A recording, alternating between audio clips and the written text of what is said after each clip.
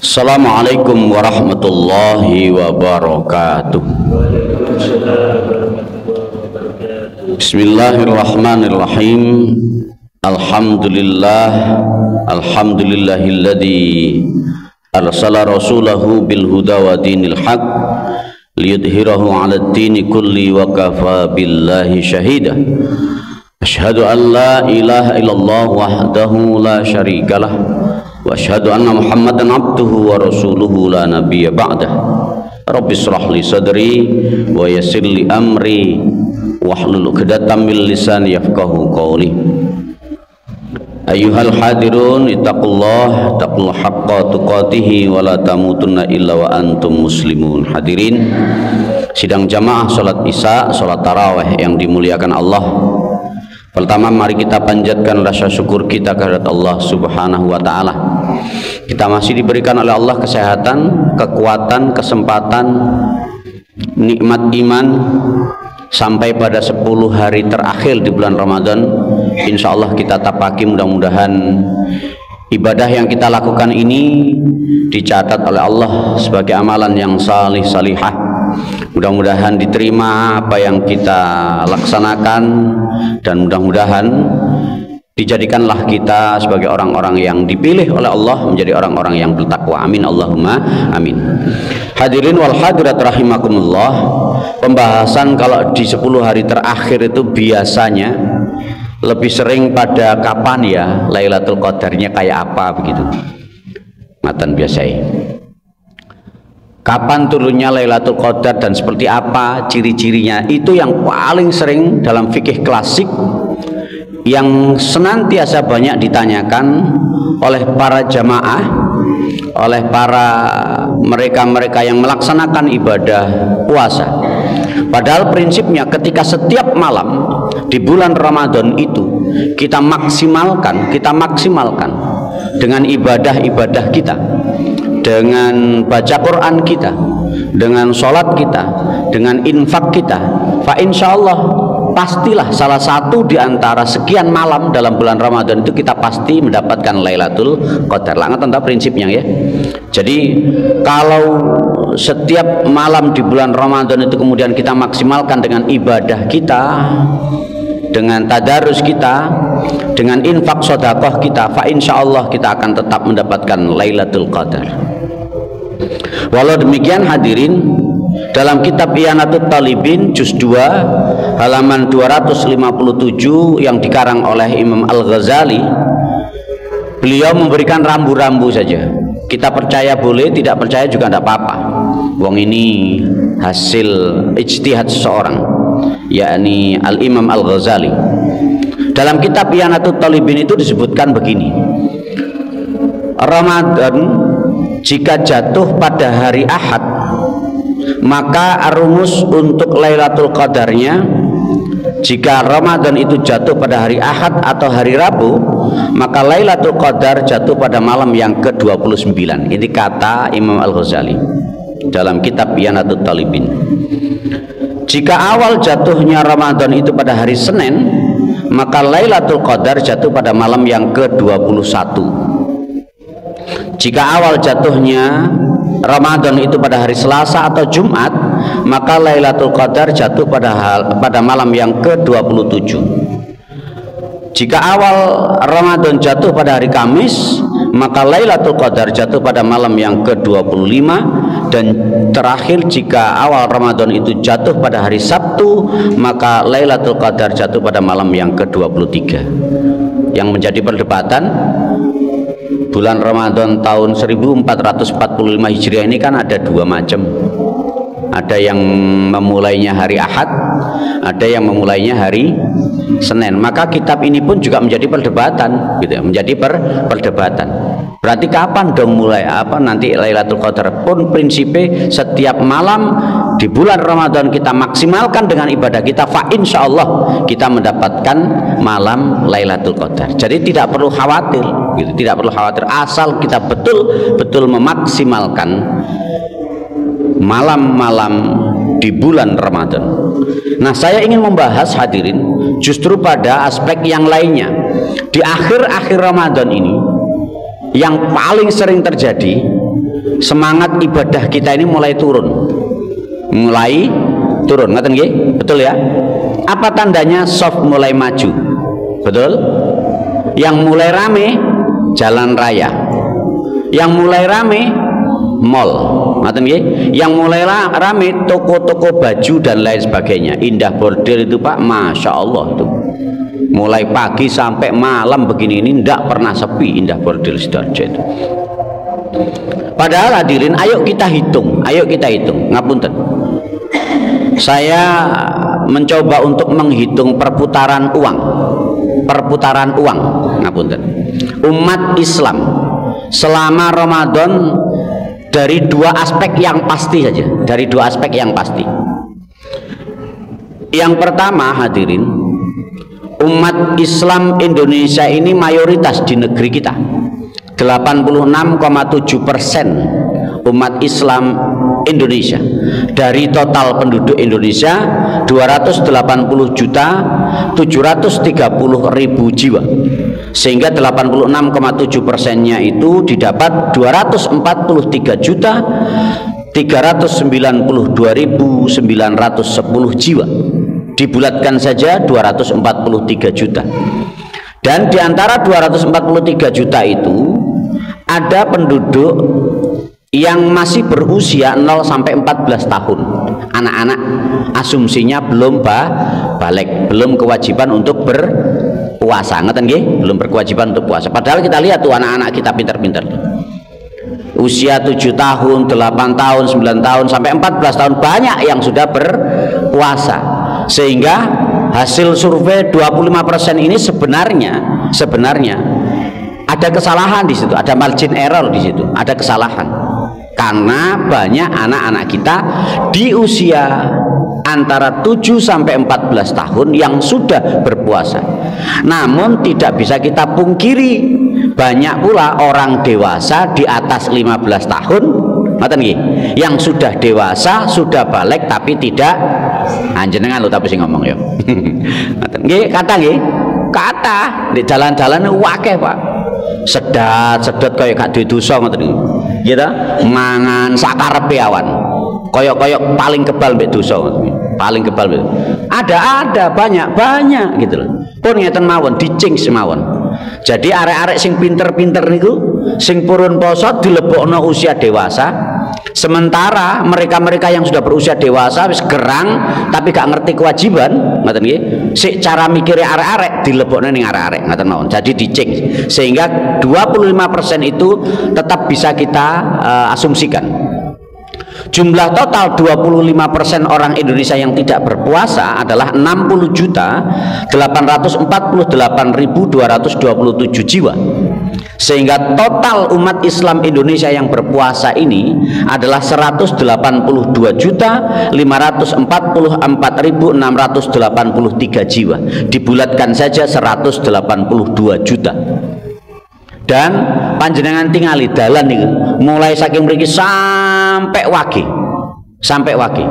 dan bahkan di tempat-tempat yang lain insya Allah sama. Menjelang maghrib, menjelang berbuka, apa yang mereka cari? Takjil. Nah, ibu pun jawab nih, takjil, gitu, betul ya? Jadi setiap keluarga, setiap kita pasti mempersiapkan menu berbuka puasa yang sesuai selera. Mulai dari mana saja, hampir semuanya pasti ada orang jualan dan ada orang beli untuk keperluan berbuka puasa. Misalnya satu kali berbuka 15.000 saja, 15.000 mawon. Pun ngapunten, saya tidak melok programe sapa-sapa iki. Gak melok programe sing menang Pilpres mboten. Misal niki sing paling murah nggih, sing paling murah ngoten. Engko cocok wah 15.000 Pak Makmur berarti melok programe ngoten. Mboten, pun. 15.000 itu asumsinya makan dan lauknya 12.000, teh angetnya 3.000, wis paling murah 15.000. Maka 182 kali 15.000 niku hadirin ketemunya 2 triliun.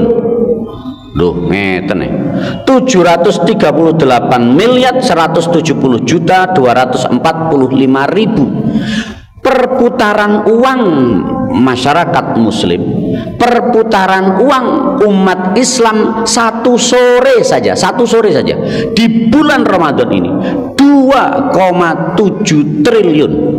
Hadirin, kalau dikalikan dengan 30 hari berpuasa di Ramadan, maka ketemu uang 82 triliun 145 miliar, 82,1 triliun.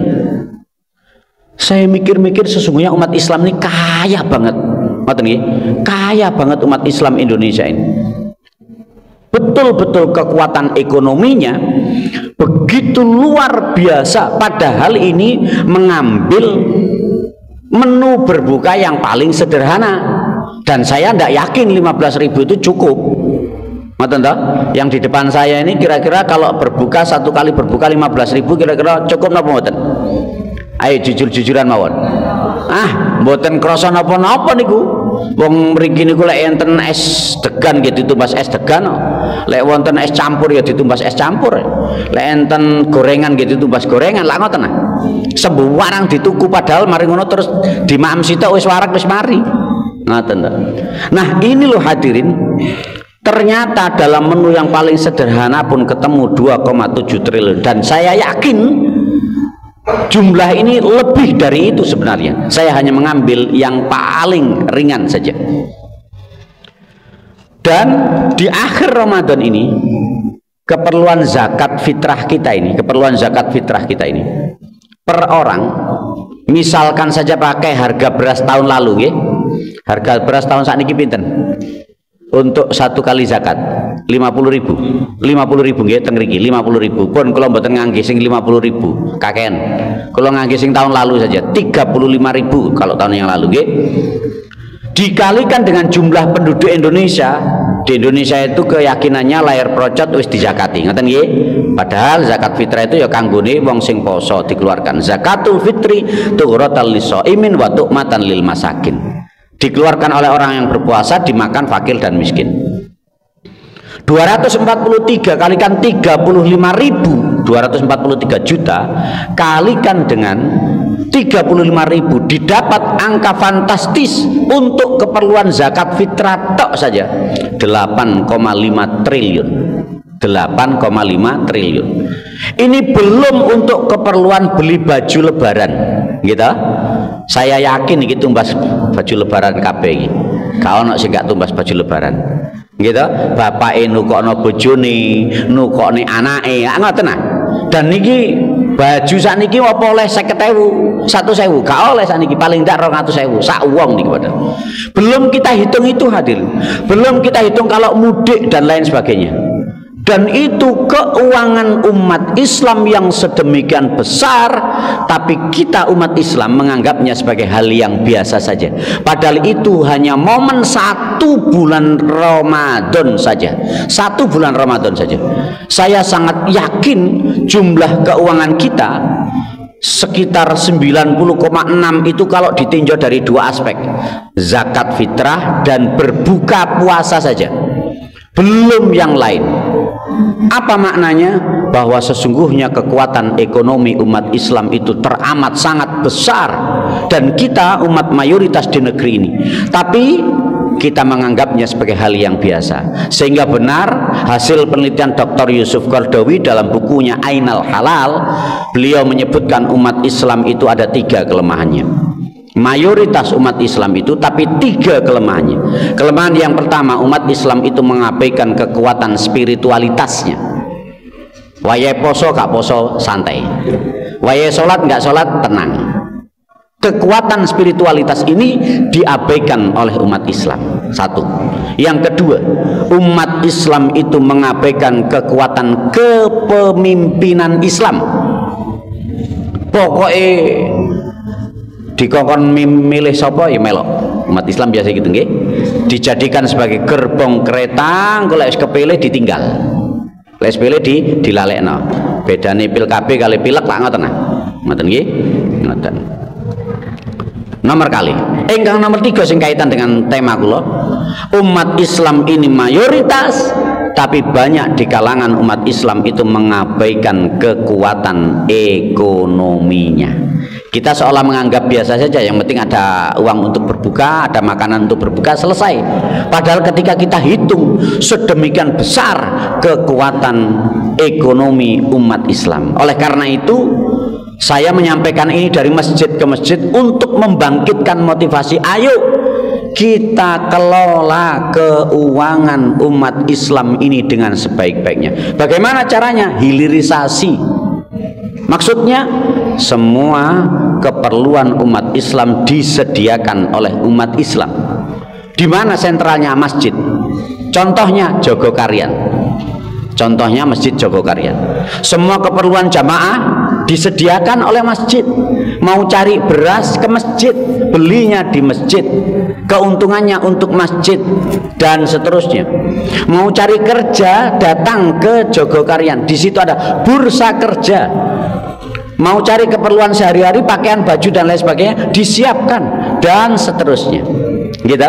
Maka ketika perekonomian umat Islam itu sumbernya dari umat Islam, dikelola oleh umat Islam, didistribusikan oleh umat Islam, dan bagi umat Islam, fa insyaallah ekonomi kita ini menjadi ekonomi yang kuat, tidak seperti yang terjadi bisa jadi saat ini.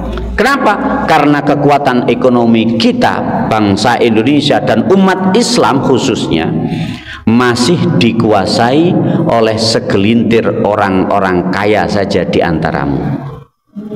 Bagaimana bisa pemerintah mengendalikan kekuatan ekonomi? Wong dimonopoli oleh orang-orang kaya saja yang ada di sekitaran pemerintah Indonesia ini. Maka tidak akan pernah berhasil, dan ini bertentangan dengan surat Al-Hasr ayat yang ke-7. Allah Subhanahu wa taala berfirman, "Wa ma afa Allahu ala rasulihi min ahlil qura falillahi walir rasuli walidil qurba wal yatama wal masakin wa banis sabil kay la yakuna dulatan bainal aghniya'i minkum wa ma atakumur rasulu fakhuduhu wa ma nahakum anhu fantahu wattaqullah innallaha syadidul iqab." Begitu kata Allah, yang artinya, dan harta rampasan perang itu ada haknya Allah, ada haknya Rasul, dibagi-bagikan kepada kaum kerabat, fakir miskin, yatim piatu, mereka yang sedang dalam perjalanan, kailayakuna dulatam bainal agniya, supaya ekonomi itu tidak hanya dikuasai oleh segelintir orang kaya saja di antaramu, supaya ekonomi itu tidak hanya dimonopoli oleh segelintir orang kaya saja di antaramu. Artinya ketika monopoli itu hanya ada di sekitaran orang kaya, maka pasti tidak akan sesuai dengan surat Al-Hasr, dan ketika tidak sesuai dengan Al-Quran dan Sunnah, pasti tidak akan sejahtera. Umat Islam Indonesia hanya akan menjadi objek ekonomi, tidak akan pernah menjadi subjek perekonomian. Oleh karena itu, lanjutnya ayat ini, apa yang diberikan Rasul kepadamu maka terimalah, dan apa yang dilarang bagimu maka tinggalkanlah. Yang diperintah kailayakuna dulatam bainal agniya, ekonomi itu harusnya tidak hanya ada di segelintir orang saja, dibagi merata berkeadilan. Yang terjadi dulatam bainal agniya minkum, ekonomi hanya dikuasai oleh segelintir orang, maka pasti ketika bertentangan dengan Quran dan Sunnah tidak akan menimbulkan kesejahteraan. Yakinkan itu. Dan bertakwalah kepada Allah, sesungguhnya Allah maha keras hukumannya. Ma'asyiral muslimin rahimakumullah, inilah yang ingin saya sampaikan.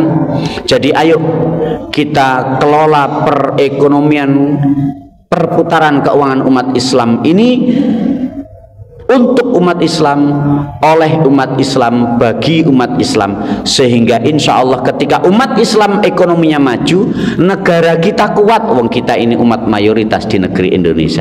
Terima kasih dan mohon maaf. Mari kita tutup dengan sejenak bermunajat pada Allah Subhanahu wa taala. A'udzubillahi minasyaitonirrajim.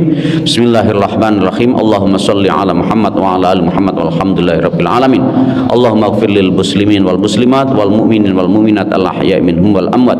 Innaka sami'un qaribun mujibud da'wat ya qadil hajat birahmatika ya arhamar rahimin. Allahumma ighfir lana dhunubana wa liwalidayna warhamhum kama rabbawna shighara.